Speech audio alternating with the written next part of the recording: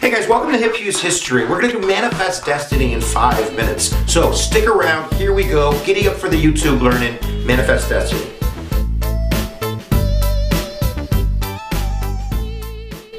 So Manifest Destiny is a term that you're going to have to know something about if you're in a U.S. history course, and certainly if you're walking around on the planet, it's part of a historical roots, you should know about it. Manifest Destiny isn't really a what, it's a huh.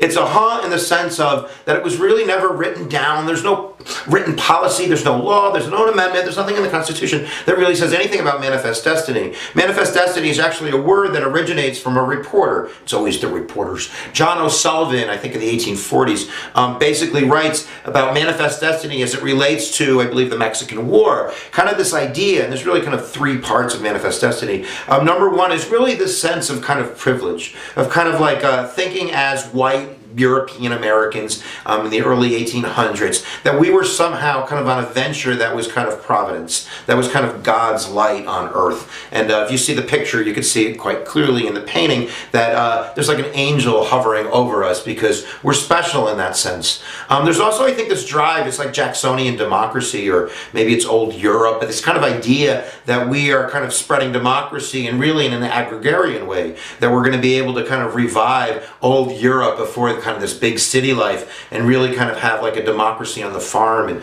bring that across the uncivilized barbarian Frenches out west.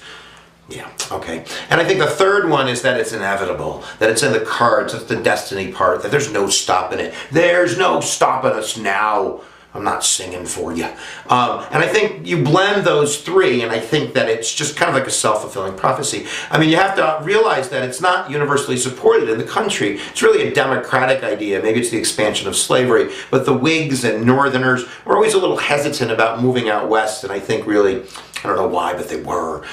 If you're looking at concrete examples, you're going to have to YouTube other stuff or read, for God's sakes. But definitely look into the Northwest Ordinance of 1787. I call it the legs of Manifest Destiny, the process for expanding, mama get pregnant, that's what I call it sometimes. Definitely the Louisiana Purchase and the doubling of the United States under Thomas Jefferson when he adopts this kind of loose interpretation of the Constitution in order to get that land, really bypassing Senate approval and taking executive action.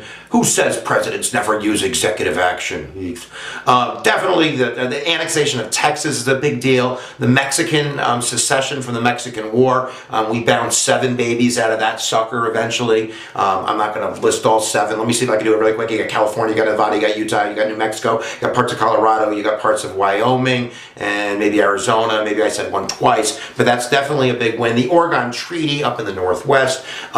You could do Oregon Trail. You could do the Native American Wars, the Dawes Act. There's tons of vocab and events in there that are kind of like the lifeblood of Manifest Destiny. But people will even take it further. Manifest Destiny can also include like imperialism and kind of this idea going from the Monroe Doctrine and kind of being the protectorate of the Western Hemisphere, like very paternalistic kind of thing. And that we're civilized and they're not civilized. And that goes to Hawaii, it goes to Cuba, violating the Teller Amendment with the Platt Amendment, definitely in the Philippines. There's evidence of it all around the world. And then definitely you could even argue like the space race and the moon, and we have a car on Mars, and all of this is kind of this Manifest Destiny idea. Whatever it is, it definitely led to the Civil War. You don't want to forget the effects of Manifest Destiny go into the idea of it brings the issue of slavery out west, which is going to lead to what Missouri Compromise of 1850, Fugitive Slave Act, all this nonsense that's going to have to get served up in the Civil War to solve that. Kansas, Nebraska, Popular Sodomy, John Brown, we could talk forever. But definitely know that Manifest Destiny is controversial, that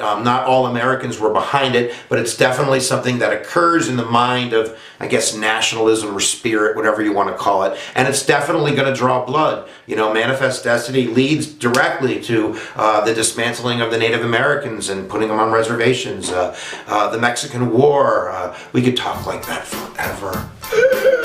Manifest Destiny! Hopefully you got it, you got the major idea, and now you're going to go learn and do some more of that on the YouTubes. There you go, guys. Click my face. There we go. That's Hip Hughes History for you. And we'll check you out next time when we do some of those teachings on the internets. All right, guys, got to go where attention goes, energy flows.